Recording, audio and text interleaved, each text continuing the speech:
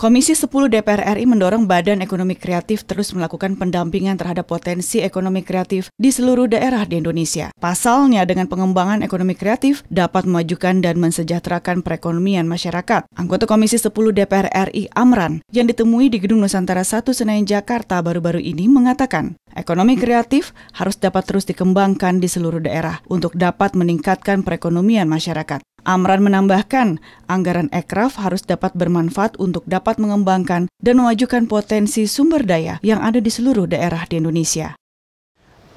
Komisi 10 dalam hal pembahasan anggarannya itu saya kira cukup memadai. Itu karena terakhir kami membahas anggaran Bekraf itu sekitar 800 miliar untuk anggaran tahun 2020.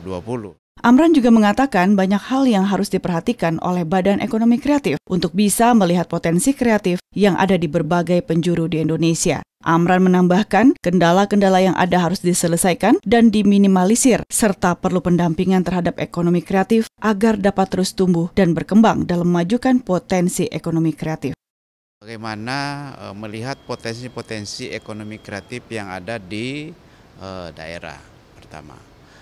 Kemudian kedua, setelah kita melihat potensi ekonomi kreatif yang ada di daerah, kemudian kita melihat apa kendala-kendala yang mesti dilakukan oleh pemerintah sehingga ekonomi kreatif itu bisa berkembang.